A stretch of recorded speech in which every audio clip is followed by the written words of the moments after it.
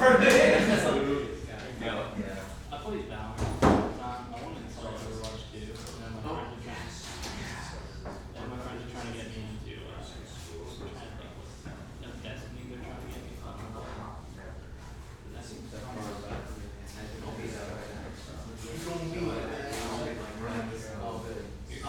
it's like $1 or something.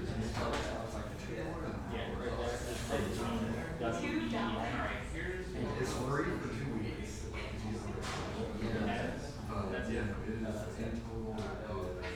Have you ever played Call of Duty? World of War?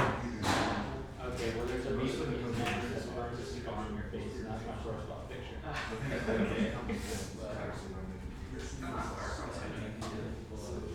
Just be very surprised. After that, I probably won't touch it. I mean, is there anything else we can I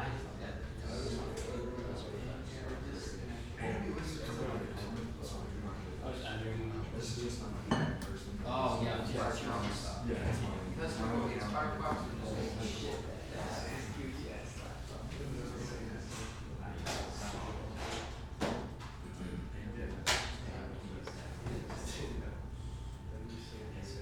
Alright, cool. So we're going to go ahead and get started here in a moment once these LG TVs decide they want to stop being annoying. And then we'll go ahead and get started. I know some new faces around here, so I'm just going to introduce myself. I'm Robert Bear. I am the president of the club. Thomas Stoll, I'm the vice president and treasurer of the club. She's not here. Emily is also our social media coordinator. If you've seen our Instagram, messed around our Discord, she's the one who's sort of in charge of that. Cool. All right, we might be ready to rock here in a second. And in fact, let me check. She might actually be on the Discord. Should be 5 minutes later. Well, it might just work out because we are going to be 5 minutes late when we start. So, hey there, Will. Hey, what's up? Hold on 1 second. Try speaking again. Okay. Cool. All right. I really hate how macOS says, "Oh, so you're using an HDMI, what we think is a TV, no volume control for you." Right? Yeah. So sorry. There's going to be a video in the presentation, and I do not have the ability to turn it down until it starts. So just a heads up, if the video starts playing, it might be loud at first. So.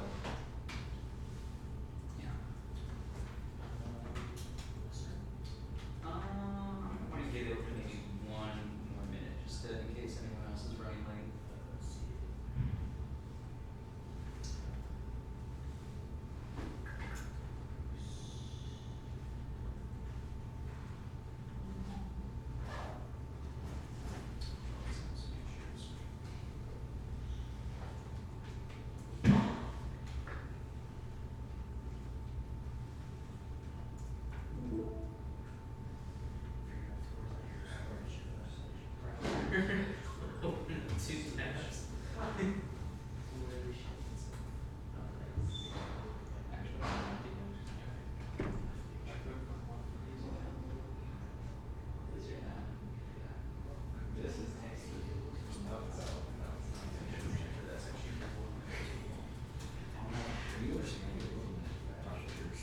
There's no Cool. This entire class, right? he has my old product. I'm afraid. No, it's literally everyone else like,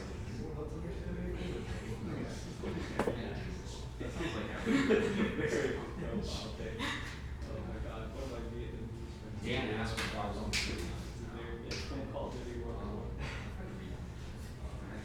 It wasn't. It's just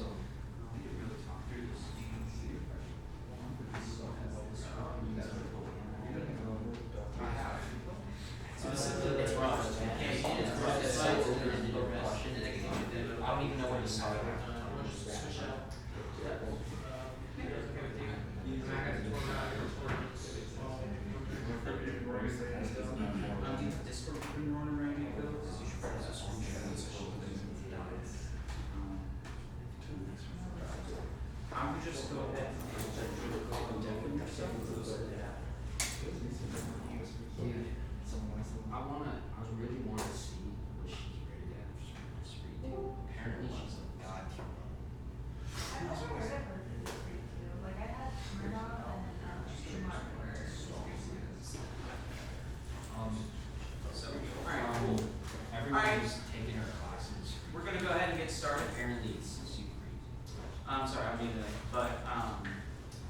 For those of you who are new, we're going to be going over a utility. I say utility, a tool, you probably have already heard of it, TOR, not Torrentine or torrents, but TOR itself. It stands for the Onion Router. Go ahead and move on to the next slide here. So, TOR is the Onion Router. It is a free and open source tool that allows for anonymity when browsing the internet, specifically the traffic itself and where it's originating from. It helps also to a degree to prevent interception of your traffic, but it's a main tool. The main reason it's used usually is for anonymity. Most commonly, most people use it via the Tor browser. It doesn't mean you exclusively have to access the Tor network through the Tor browser. I was explaining it earlier. Tor is simply another protocol that lives on the internet. When you actually browse on websites and stuff like that, that's simply a protocol that lives on the internet. That's not necessarily the internet. The best way to describe it is, in Charleston, bikes and trucks share the same road, but they're ultimately different vehicles. So that can help sort of explain a little bit of the difference between them. Tor actually originated, funnily enough, as a DOT project. In fact, a lot of the internet, the Tor network itself, it's kind of funny how many of them originated from the Department of Defense.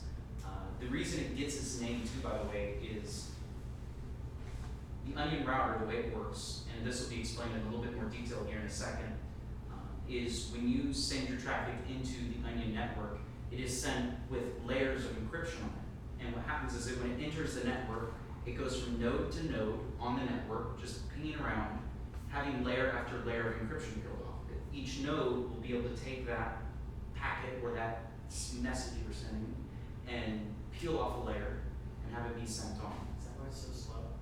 Yes, that's a big reason why it's so slow, is because it's being bounced around several different nodes. It can be anywhere from maybe a dozen to up to 200 nodes, depending on how crazy you want to get with your encryption. So it's also used, the Tor browser, it's also used to connect to hidden services. These are services hosted in a way that makes it extremely difficult to find out the actual physical location or even necessarily like an IP address of where the service is hosted. So you hear about things, and we'll go on into detail a little bit more about this later, but like the dark web, Tor is usually how they're accessed and how they're hosted is through the Onion network. So, I actually have the aforementioned video to show you all. Hopefully it doesn't blast your ears out. Oh God, where's my mouse? Who would have thought that one of the best ways to preserve your privacy would be to hide behind an onion? And no, I'm of course not talking about growing a literal massive onion and standing behind it hoping that the smell will keep everyone else at bay. Today's episode is all about the Onion Router, better known as TOR, used by dissidents, cyber criminals, and even ordinary folks the world over to keep their online activities away from the prying eyes of governments, advertisers, stalkers, or maybe even me. Dang. But how does it work? Why is it considered so secure, and does it have any weaknesses? We touched on TOR in our video about the deep web and the dark web, which you can check out here, but we're going to dive into it in a little bit more detail. TOR tries to anonymize your online activity by encasing your traffic in multiple layers of encryption, then sending it through a number of nodes that peel back those layers one at a time, hence the onion nickname. Each node only decrypts enough information in the packet to know where to send it next, so none of the nodes know both your identity and the identity of whatever website or server you're trying to connect to. This high level of encryption and repeated bouncing of network traffic makes TOR quite secure, but it isn't entirely foolproof. At some point, your data has to leave the TOR network to get to wherever it's going, to something called an exit node, the very last TOR node that your data travels through. And when your data leaves an exit node and is sent to its destination, it is no longer necessarily encrypted. While it's very difficult still for the recipient to tell that it's you connecting, any unencrypted personal information can be read by both the operator of the exit node and whatever site it is that you're connecting to. In fact, a team of researchers several years ago harvested a bunch of unencrypted email addresses and passwords in this manner, even though they were sent over TOR. The fact that anyone can run an exit node also means that you don't know who could be looking at your information on the other end. To alleviate this problem somewhat, the TOR Foundation provides the TOR browser for free, which is a modified version of Firefox that, among other things, attempts to use the encrypted HTTPS standard instead of regular HTTP for as much web activity as possible, and also disables certain plugins that can leak your IP address. Many plugins, and other applications for that matter, won't run over the TOR network by default and can thereby give away your identity even if your other traffic, your normal web browsing traffic, is going through TOR. It is possible to force other applications to use the TOR network, either by manually configuring them or using programs like Tallow that do it for you, but since any unencrypted information that you send or receive can still be seen by exit nodes, some users have tried using virtual private networks, or VPNs, which you'll learn more about here, by the way, in conjunction with TOR to create an encrypted tunnel at every point of the connection. Not a bad solution, as long as you can trust your VPN provider not to keep tabs on you. Of course, though, the best idea is not to send anything personally identifying over TOR or anywhere if you can help it. TOR also has the limitation of being a rather slow network, so it might not be too useful for downloading large amounts of stuff, streaming in 4K or using BitTorrent, especially the latter, as the BitTorrent protocol can broadcast your IP address if you aren't careful. Nevertheless, though, TOR is still a great help to activists, victims of crime, and people who are just plain concerned about preserving personal privacy in an age where it feels like we can always be watched. TOR may not be perfect, but it is a good first line of defense against aggressive advertisers, shady government shenanigans, or, Skynet. So that is that video. To quickly, before you take over, give some more details in there. Some important things to know. It's a highly technical thing. It's sort of pedantic. The TOR network itself is not necessarily the internet, and I kind of mentioned this earlier. In the same way you might go to google.com or YouTube or Twitter or Joe Bob's blog. That's using HTTP or HTTPS. That is using web servers. That's a sort of standard protocol that you use to access the web. That is not necessarily the internet. TOR itself and concurrent and sort of included in that TOR hidden services and things hosted behind TOR, while they use a lot of the same code base, a lot of the same tools. So we're talking HTML, we're talking CSS, all these different things that usually are used on the web. While they share a lot of technology, and even sometimes use similar web server tools, they are ultimately not the part of the web, if that makes sense. They're on the internet, but they're not part of the web, because, for example, you can't use any standard web browser to find something on the TOR network. Does that make sense? So TOR itself can be used both to connect to the internet in a way that is supposed to remove sort of where your traffic is coming from, sort of anonymizing where your traffic is coming from. So it can be used for that, but it can also be used to privately use services located on the network itself. Yeah, I think that's pretty much what I've got. Alright. So the deep there's the deep web and the dark web. So we're going with deep web. So it's a term that refers to a website that is not accessible by normal browsers such as Chrome, Firefox, Internet Explorer if you still use that. Basically, imagine the internet as like layers of an iceberg. And as Robert put it, broadly, you can imagine it specifically sites that are actively not indexed by search engines or sites that are unable to be indexed. So here's the iceberg I'm talking about. As you see, 4% of the internet is literally the stuff we use today. Instagram, Reddit, Google, CNN. That's only 4% of the internet. Then 96% is literally the deep web stuff. So, you know, government documentation, academic information, medical records, stuff that like is important. And then a big chunk of it is actually the dark web, as you can see. I want to mention one thing too. It might seem a little bit nebulous where it's like all this information and records. The deep web, broadly, as I mentioned before, is things that are not indexed or selectively by a search engine, or that are unable to be indexed for one reason or another. This can be back-end systems that are not intended to be public-facing, that have to be at least facing the internet in some way to be accessed by the people or companies that do need to access it. So a lot of the deep web is just generally, if the public is not meant to see it, the public is not meant to necessarily interact with it. By that I mean any Joe Schmuck on Google.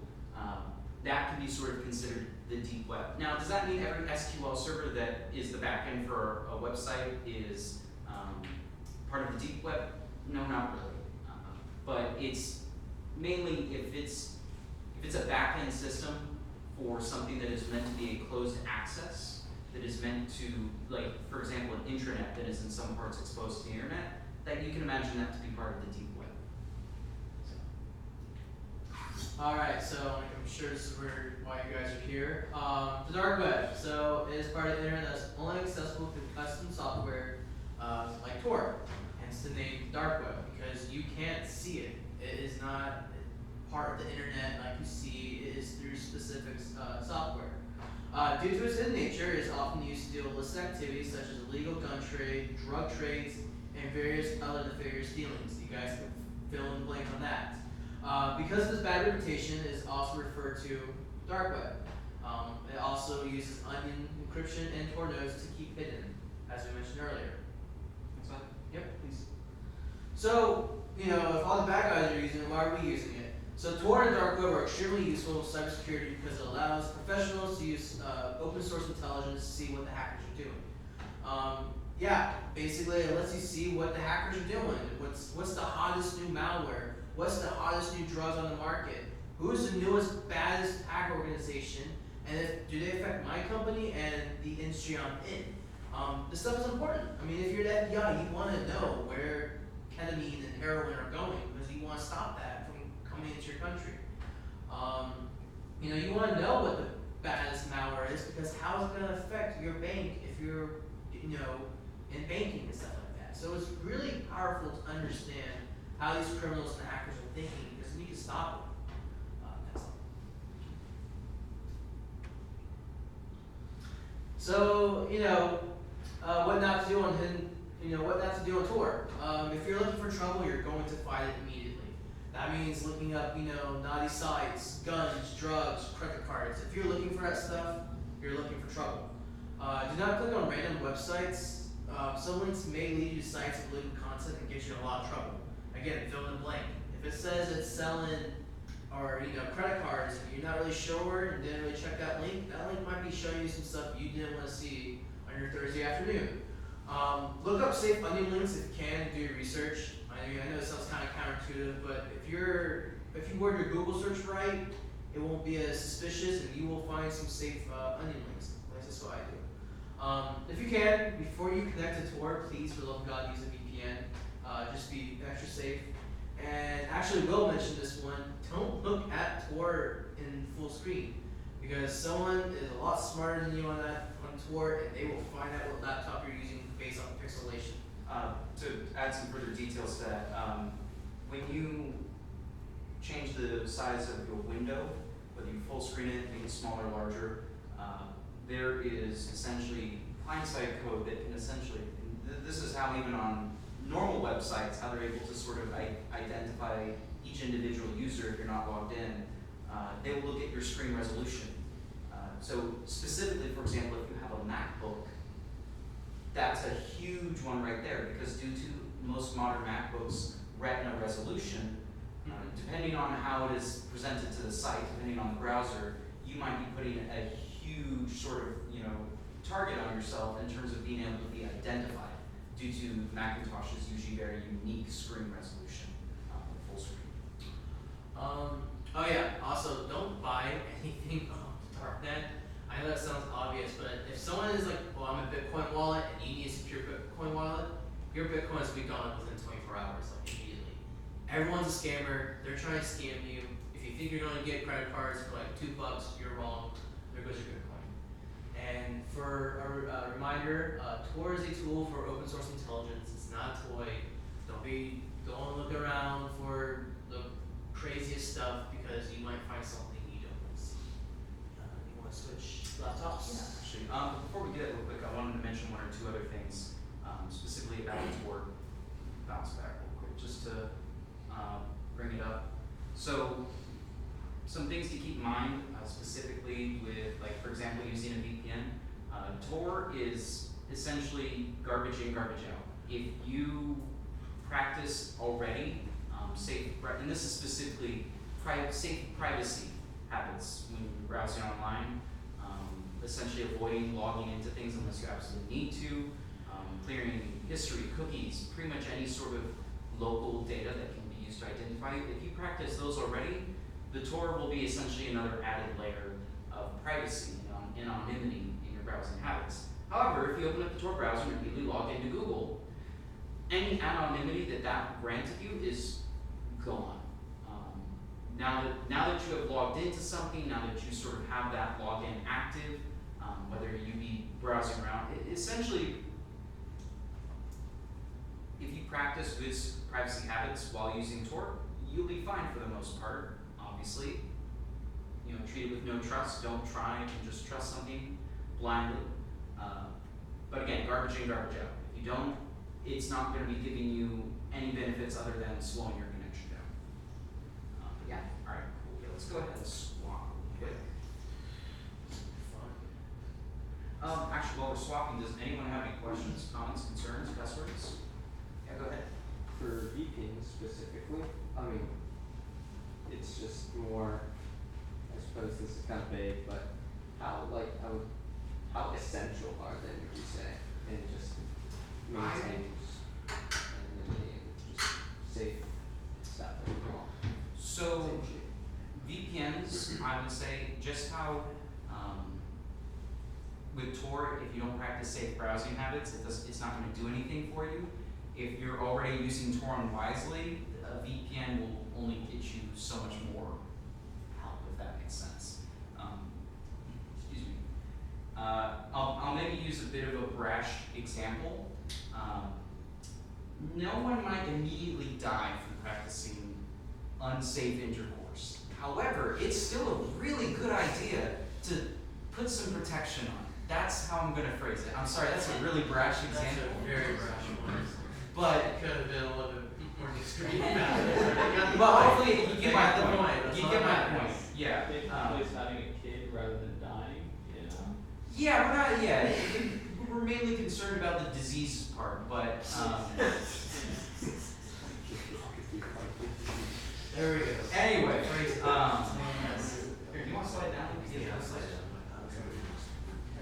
But yeah, does that answer your question? So,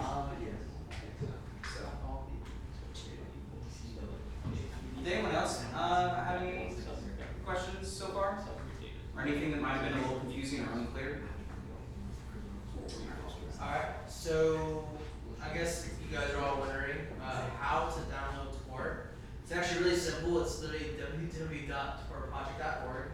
I can click on it. And there you go.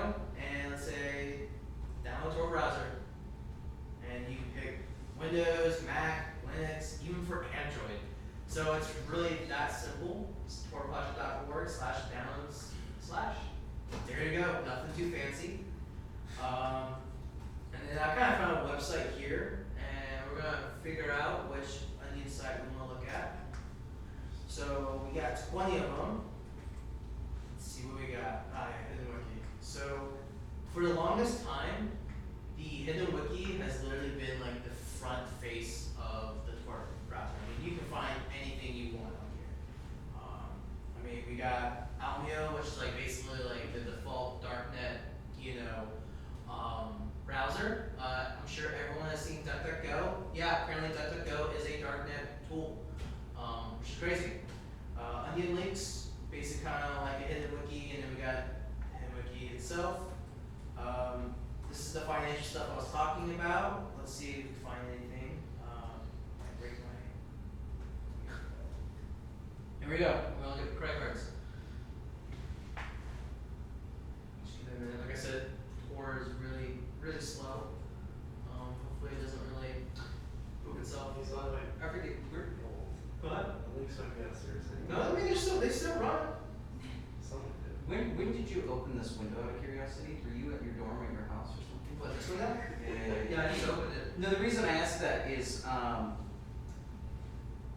Lord, I might be wrong at the moment, but some networks do block or at least try to block Tor traffic.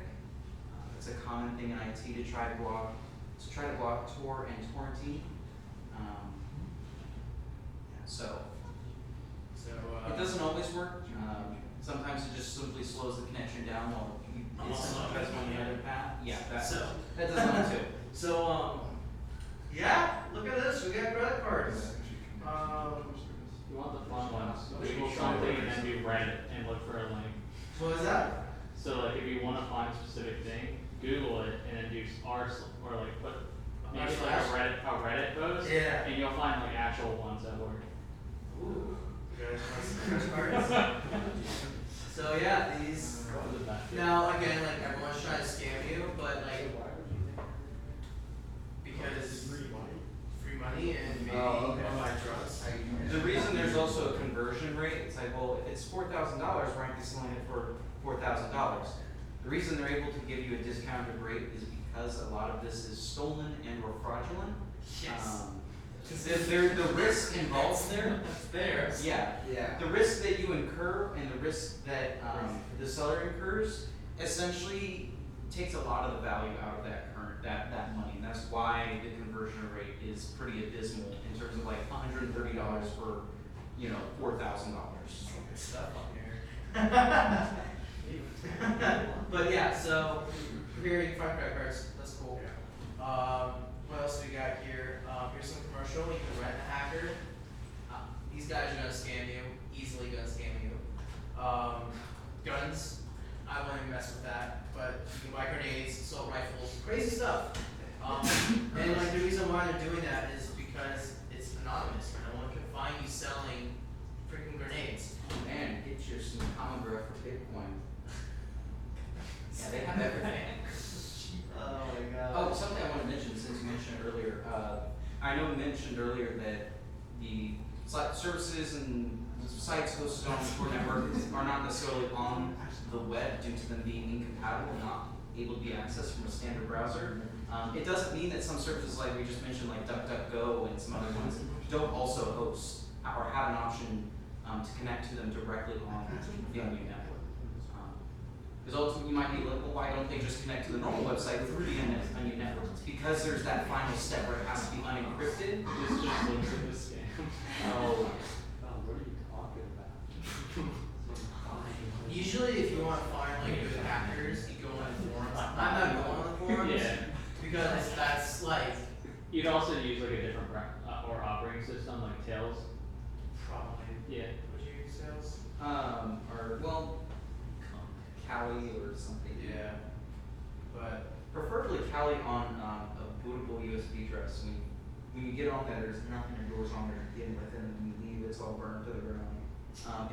For those that are new, there's a Linux OS called Kali Linux, and its whole shtick is privacy, security, OS and INT.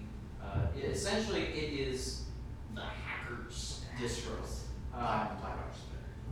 Yeah. Well, it's at least the one that has the most public notoriety in terms of how popular each one this is is. popular because it's easier to use and Yeah. think about. Anyway, That's why every hacker uses it because it's free and it's easy to pick up and there's good documentation. get to the point I wanted to make though, sorry, I didn't, anyway, you can make a bootable USB drive of Kali Linux, and just how you can make a USB drive to install Windows, it can serve that same purpose, but with also with other Linux operating systems, same with Kali, is that you can actually boot that thumb drive in a mode that walks, talks, and acts like a normal install of Kali.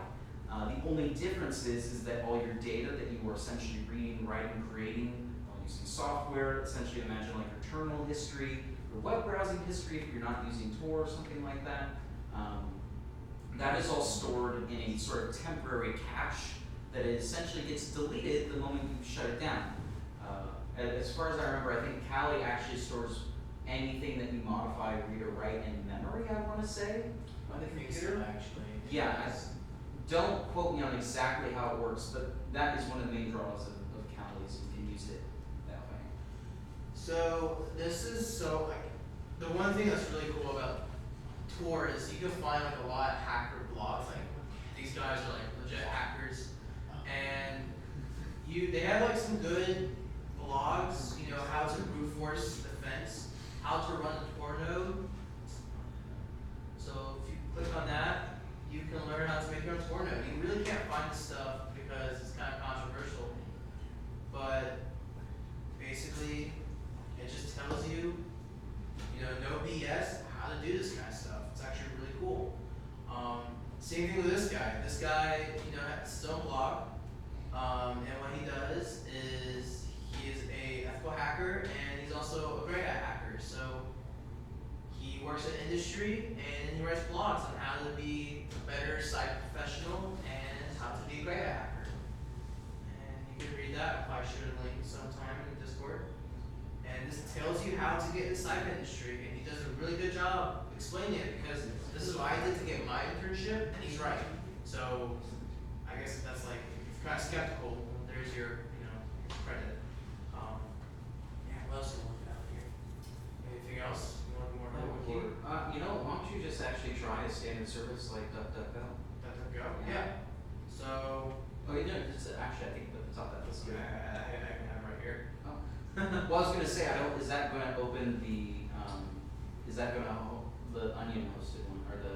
No, but we can probably do the DuckDuckGo for, that's Yeah, I just figured for cables, kind of shows the thing that you can do. crazy. What do you want to search while we're waiting for it to load? Ask what someone wants to look. Yeah, what do we want to search? What do you guys want to find? Now, I can't guarantee you what you might find, might be what you want, but hey, that's what you guys want to look at. YouTube. If it's taking this long to load text, You don't run it. Cool, shit. yeah, there you go. Alright. But actually, actual example, it could even be something that you might find on the normal web. Just kind of, No naughty sites and that. No naughty sites. It's gonna be worse. Cat names. there you go. Honestly, let's. I can't wait to see those images load line by line. Wow, I'm actually kind of surprised how fast. Well, I mean, DuckDuckGo isn't.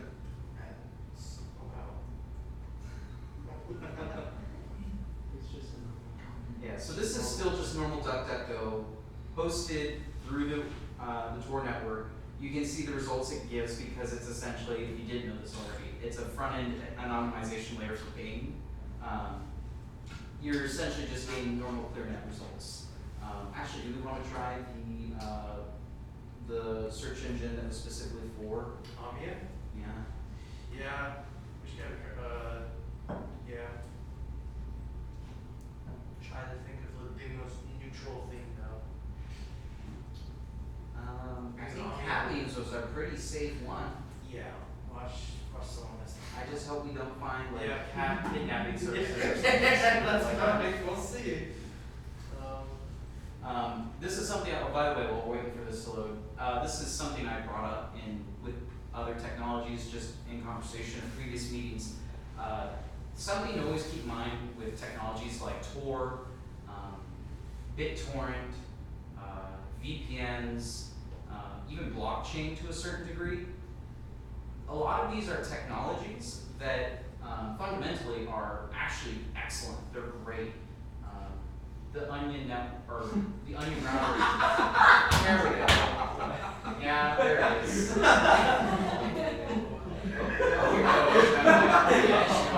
Oh no, hacker. Wow. Search library. I mean, I guess, no, anyway. To finish my point really quickly though, a lot of these are actually great technologies that have great use cases that are unfortunately tainted by the connotations and reputation that have sort of ended up surrounding them. BitTorrent is a great protocol, great technology for decentralizing how we distribute files and downloads, for example. And there's even one or two use cases where it's been used in a public setting. Like I think World of Tanks for the longest time, actually their client it was an option you could enable to allow BitTorrent for faster downloads, and what it would use is it would essentially use all the clients that are actively running the client and or game to essentially accelerate the downloads of other users. So that's a great example of where it'd be amazing. You know, I mean, if you've ever tried to download a game on launch day, the data centers might get overloaded, or I should really say the bandwidth that they have allotted for those services to download those games might get overwhelmed, and you're not necessarily limited by your network, but the network of the one, or the CDN that's providing that download. So, you know, that's a specific example. Blockchain's actually a great thing for public records like deeds and the titles to vehicles, for example. Being able to essentially prove ownership and cryptographically, essentially, where there's no way to change it and alter it once time has progressed and more entries have been added, that'd be a great use case. But unfortunately, with those technologies, you know, whether it be grifts, whether it be pirating, whether it be best cocaine supplier, Steve Cat, they just end up having a really negative connotation due to their nature of being able to usually enable privacy and such being taken advantage of, unfortunately. Yeah. So, funny shit posts, interesting. Let's see what else is there. Anything else? The Search library, you can find a lot of books for free. Yeah, the Pure Library. Yeah. Found the whole Dune book on there. Yeah. Totally. You can find anything. Totally unrelated, a site that you should definitely avoid. I'm telling you this because you should always steer clear of it. There's this terrible site, called Genesis Library, that was essentially a project by a bunch of scholars and stuff who were pissed at the fact that things get usually locked behind paywalls, whether it be books, papers and such. Essentially, it's just an online repository of various textbooks that you definitely should not look at before you look at the bookstore. That is a crime. You should not do it. I agree. And where would we not find, you know? So I would advise, if you're definitely not supposed to be looking for it, that you use definitely not a VPN, and then you can straight up just Google it for the most part. It's actually a ClearNet site. It's not necessarily anything on the dark or deep web. I would say exercise caution if you're not using it, or you know what I'm saying? So yeah. I'm sorry, that was a terrible joke, but you get what I'm trying to say. Yeah, take a moment, any questions, comments, concerns, cuss words, anything that's maybe not super clear on how this technology works? Cool. Let's see. Yeah. Do you have anything else that you want to No, I mean, I should everyone know that dark networks. Cool. I'm not responsible for what they do. Lord, yeah. If I just those that are new here, I know this is probably an interesting first meeting to come in on. Does anyone necessarily have questions about the club itself? Because I do see some. Yeah, go ahead. Could you just like scheduling, I guess you'd call it the curriculum? Yeah. So. What would be looking like on that? Okay. So you know, this is good. I probably should explain this before I Right. say. So there is the cybersecurity club. We meet every Tuesday. Usually we'll do something like this where we present something related. There's not necessarily a curriculum, if that makes sense. It's not like you're taking cybersecurity 101 where you have clear objectives on what you're going to learn and what you're going to know by the end of the course, because this is not a course, it's just a club. So usually we'll have either presentations like this. We're currently working on getting some industry professionals to come in and do have some speakers essentially. Essentially break down what it is they do in their role, what their job entails, the technologies they use. And this isn't something we've done a lot since COVID happened, so we're trying to get back into it. Usually we also get some swag, whether it be stickers or other fun stuff from those speakers. And that's Tuesdays. So it's either this, it's a speaker. Essentially, we're just sort of proliferating more knowledge about cybersecurity. Even it might be a one day about here's generally good practices like password managers, extensions that you might want to add, some changes you might want to have to your internet browsing routine or something to maybe help with some basic things. You might be that, maybe have a speaker. Then on Thursdays, there is the cybersecurity team. And the team is not just necessarily learning about cybersecurity, but actually practicing it in competitions like what's coming up in just a week, 2 weeks and some change, I want to say, SECCDC.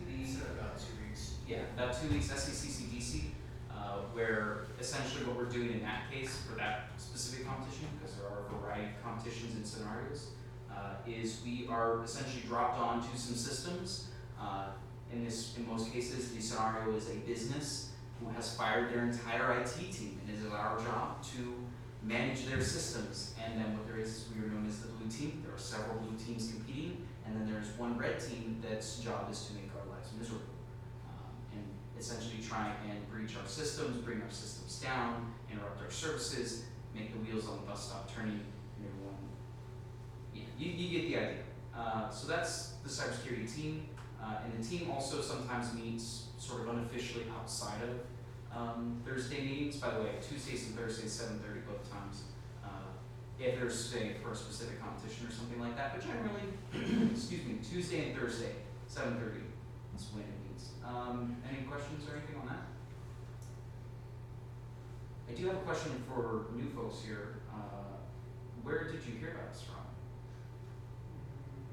Email. Email. Interesting. By who? You guys want to say? Not Alfonso? Or Alfonso? I got it for like a Harbor Walk news thing, and my one professor is saying we should definitely join clubs for resumes. So Fair enough. I will say the club, while it may not carry a ton of significance on a resume, it might be a good conversation starter. The competitions like SECCDC, PCDC, NCL. Rebecca, that's fine. Yeah, okay. I didn't realize people actually read those. And not to throw shade at her, but I know a lot of those can end up just not getting read by people. Okay, so look at them. Yeah. Where was I? Oh yeah. Competitions like NCL, SECCDC, and specifically in general, you might hear different prefixes, but CCDC, I believe is collegiate cyber defense competition. Yeah. So SE is just Southeast. So anything with CCDC in the title, it looks great on a resume, especially if you're going for something in IT, or information systems. Literally anything that is tangentially related to sysadmin, or you're managing systems, or you're in charge of sort of designing the systems, if that makes sense. That'll be a great resume item. So, yeah. Just a question. So Thursday, so just show up as normal? Yes. Also, if you don't already, definitely bring a laptop. Yeah, laptop, and then does it matter what operating system, or can I do Kali, Parrot, Black Hat? Does it We matter? can make work whatever you've got, essentially. And if you are running on Windows, we have a couple of different options depending on what we're trying to do that day. VirtualBox, would that work? Or? VirtualBox, if you're running Windows, WSL Okay. is a great utility. Based off what you're saying, I can tell you already have at least a little bit of experience. It's been a few years, but Yeah. not quite a bit, yeah. So essentially, if you've got Unix experience, having a virtual machine with either Ubuntu or Kali ready to rip and roar would be a great thing to come in with. But usually, if you're new coming into cybersecurity team, we don't expect you to have much, and will really help you sort of get your feet underneath you. And we also, thanks, I don't think he's in the Discord call, But thanks to Luke, we actually got a donation of 1.5 servers, and I want to say it was 4 laptops, 2 of which are currently set up. So if for some reason you have, you dropped your laptop in a water puddle, but you're like, sorry, I can't come, don't worry about it, I've got a laptop you can use. Or if you're worried, say if we're doing something with Callie and sort of the tools of the trade, and you may have your reservations, understandable, but you're still interested, you can use one of our machines if you like. So, yeah. Also Discord. Get the link. Oh yeah, let's go ahead and throw up here. Give me the HTML. Let me see if I can really quickly. We have an Instagram, and the QR code should still be up there, but I'm going to go ahead and just really quickly pull it up here. What's the Instagram? See, that would be great for me to know. Yeah, people. Yeah. What's that? CFC server. Oh, you have an announcement. 1 second. Let me turn you up a little bit. Far away.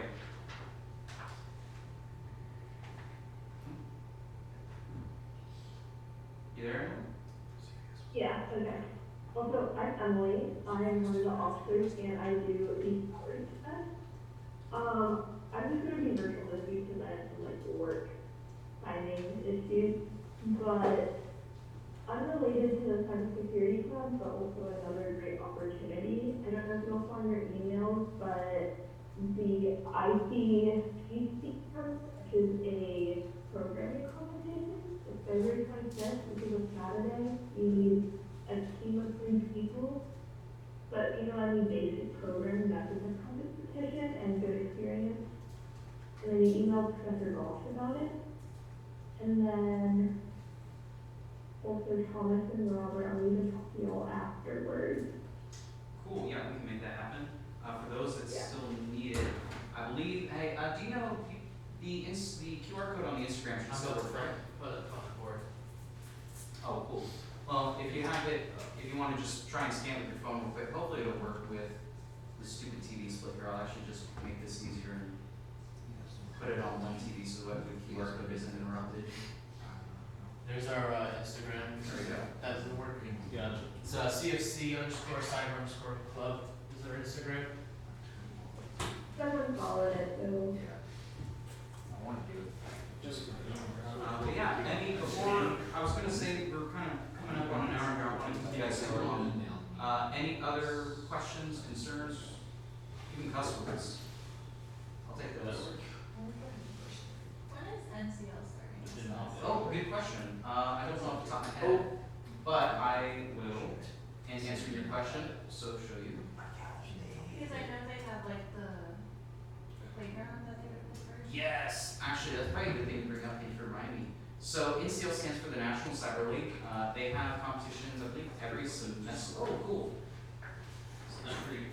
Okay, so NCL is from the individual game. It's March 31st to April 2nd. And the team game is from April 14th to April 16th. For those that are new, context, individual game and the team game are essentially the same. But like it says on the tin, the individual game you do on your own, and the team game you do as a team. That currently we are working on trying to get registration paid for by the department. Still waiting to hear back on that one.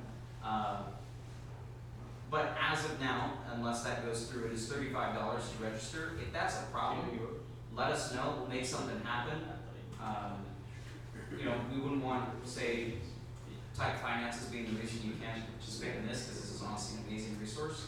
But yeah, this is NCL.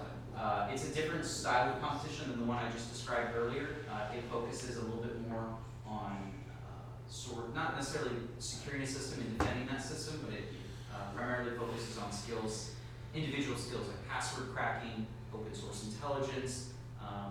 What's the word I'm looking for? Example, when you are sort of reaching out across a network to actually variables there. What's the word? Why am I not able to remember it? Web enumeration. Enumeration, there we go. So enumeration and exploiting, say like web services, web apps.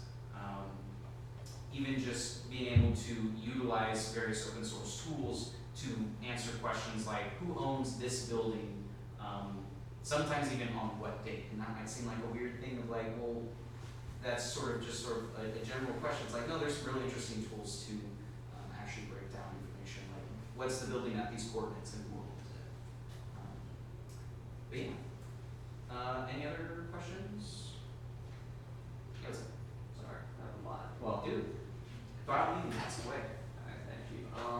Regarding like skills, like what you should already know for Thursday meetings, what are we looking at kind of? So, we don't expect anyone to come in like, it's not like a class where there's prerequisites. You need to have, a B or above in Math 116, and then it's not like that. What I will say is, while we don't expect you to necessarily know anything coming to a Thursday meeting, the more you know, the better. And when we're near a competition, while when we're, say, competition is in the distant future, not necessarily like 2 weeks out, we'll have way more time to say like pump the brakes, explain it in a little bit more detail, or break something down if you're new. But when we're closer to competitions, just due to the nature of resources being limited, it'll kind of default. If you're really new, we might put you as like a shadow, if that makes sense, where if we're practicing something for a competition coming up, I, for example, wouldn't mind someone say next to me, like, what's that? What are you doing? And I can sort of explain it while I'm doing it. So that's something we do sometimes. That's generally what we expect, if that makes sense. Did that answer your question? Yeah. Alright, cool. Do you have any others by chance? One more, sorry. Okay. And this is not really pertaining, well, it kind of does for me personally, but is there like free parking around here? Yes! So glad you asked. So you know how there's all those scary towing signs on the parking lot underneath the building? Notice how they say from like 8 a.m. to 5 p.m.? They don't tow after 5 p.m. Or it's 6, there's a 6, I thought it went to 5. That's 6 to 6 p.m. to 6, or 6 a.m. to 6 p.m. Well, there's your answer. So if that makes your life easier, definitely park in here. I, for example, would not recommend parking in the aquarium parking garage, because that's $1 every half hour. Also, I will note if, for example, we do go a little over time, we're not really too far tonight. Usually I aim for about an hour. I know a lot of people use the bus to get here. If for some reason, inadvertently you end up staying late and you realize you're about to miss the last bus, instead of having you run like a chicken with your head cut off to the bus stop and hopefully not miss it. I know I personally drive every night because I'm a commuter, which is really fun. I can talk about that later. But I drive guaranteed every night. So if you need a ride, if the bus is for some reason not running its last run for some reason, staying too late, let me know. I'll take care of it. So you don't have to walk all the way back to campus. Is someone trying to?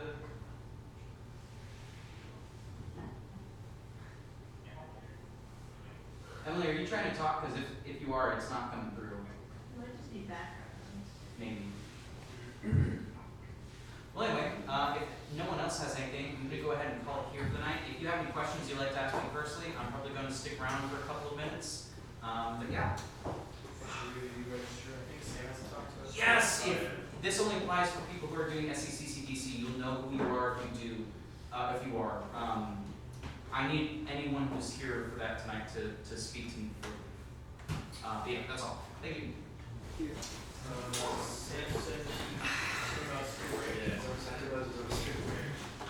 I didn't realize it was over spring break. You might have, if it's an issue for the competition, if we get to the next level, right? That's not this coming like not 2 weeks from now. That's, How many days is the competition? It's one. we fly in the day before, or no, did we arrive the day of, or did we? So it's from March 7th to March 9th.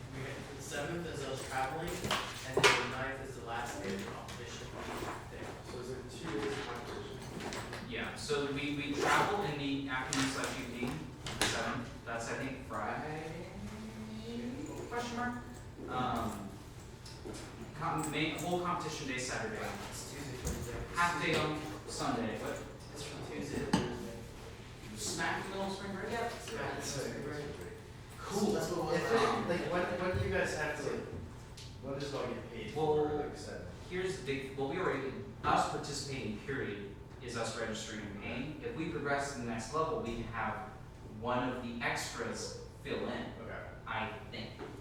That's what we're I'm like 95% sure that's how that works. Yeah, that's what you were able to do for me last year.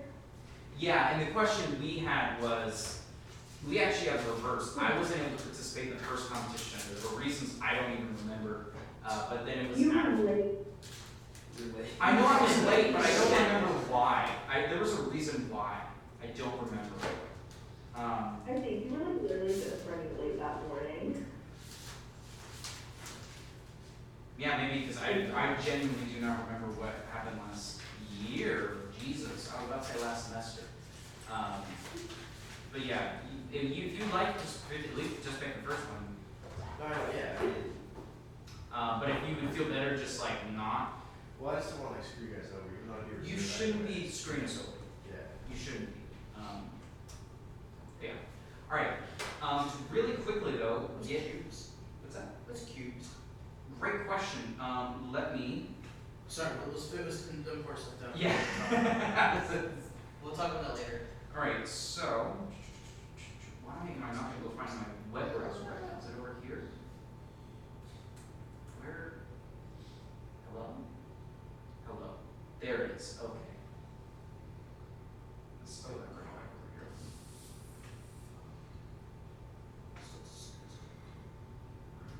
All right. So.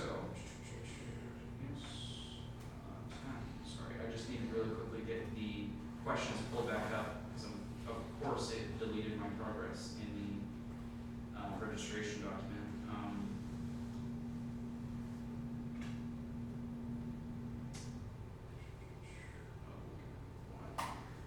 There it is.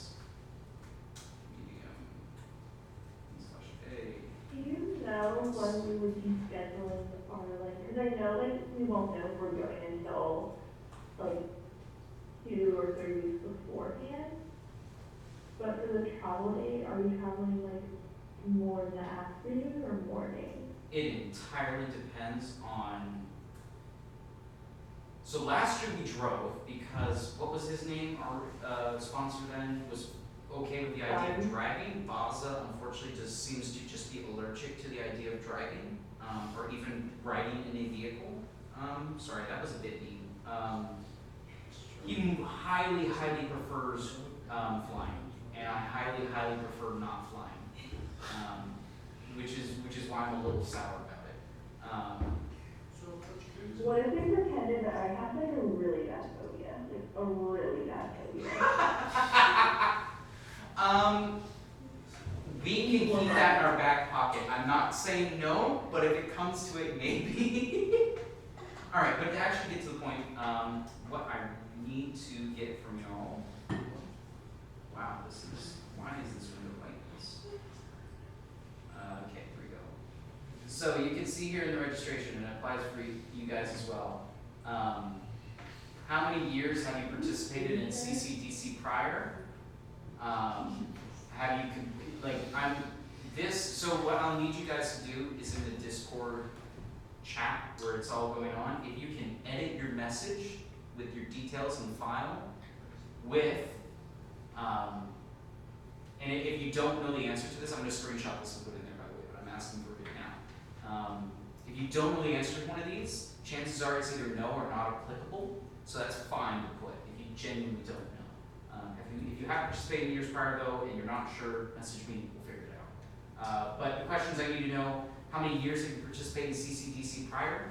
Have you participated in competitions other than CCDC? If you did PCDC, for example, not PCCDC, but PCDC, the answer is yes.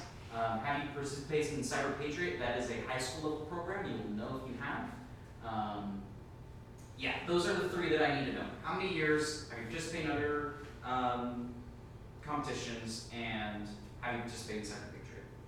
So if you guys can just edit your message, it would honestly make it easier, because then all the pins where Thomas went through and pinned messages for me would still apply, would still work. Is this what? That is the registration, yes. So if you can message me that, I can get that done tonight. I'll go Wait, ahead. is this for you or for me?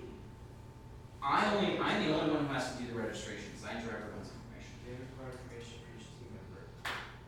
Yes. Yes. You have to enter yes today. How many players are you registered? 10. That's what I put in. So what are you trying to do right now? I'm trying to do the form.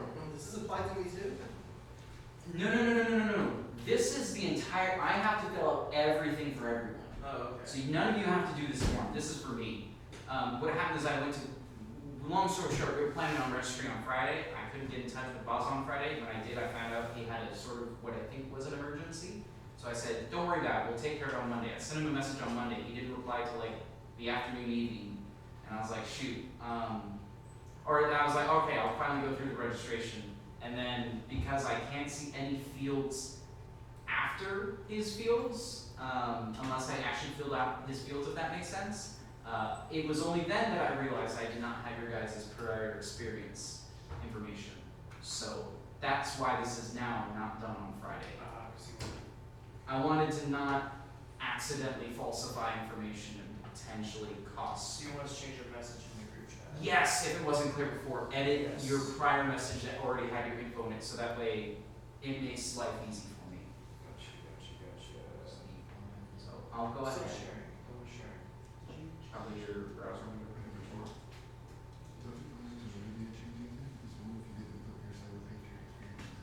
Yeah, and ignore the bits where it says captain. I just need to know. They need definitely so well.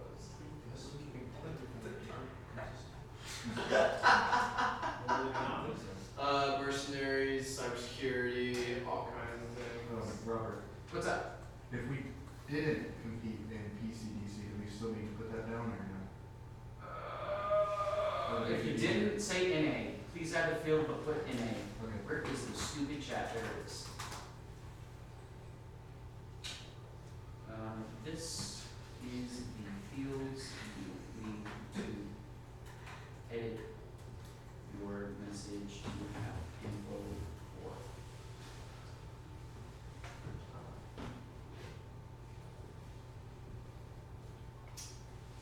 Alright. Cool.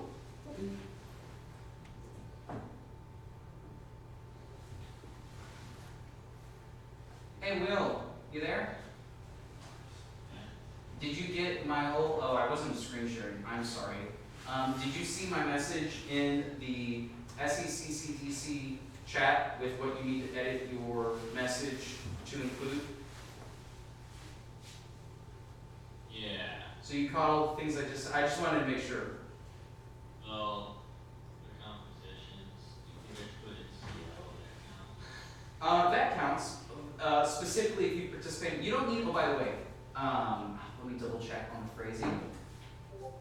Should we just put yes or no?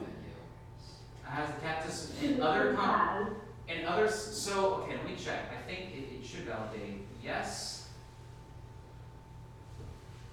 It's just a text box. If you want to tell me which competitions, sure. If you just want to give me yes, I can also just do that. They aren't specific with how they want that formatted, so I think the big important detail is how many years, because I think you can only participate for 4 years. 4 or 5. Yeah. So. Just in CCCDCs. So, by the way, just to make sure this is clear, don't send a new message with that info. Edit your previous message that had like your resume and your other info. Yeah, because that's right. Yeah. Would be good.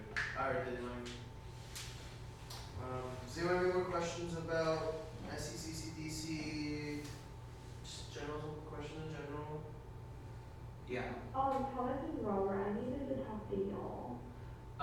Can we wait till we break for after this, and then can you Yeah. like call me on my phone? Just so that way I have the Yeah. freedom to close my laptop. and Is walk. it bad news? Yes. That's maybe. Does just to kind of put a pin in things, does anyone have any questions about SECCDC, registration process, what info you need to give me. Going once, going twice. Thank you for your time. That will be all for me. Here you guys. Thank you all for coming.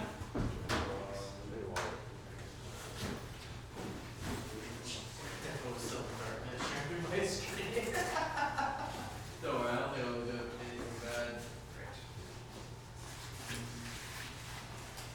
Let me go ahead and cut the camera. Pause. Absolutely.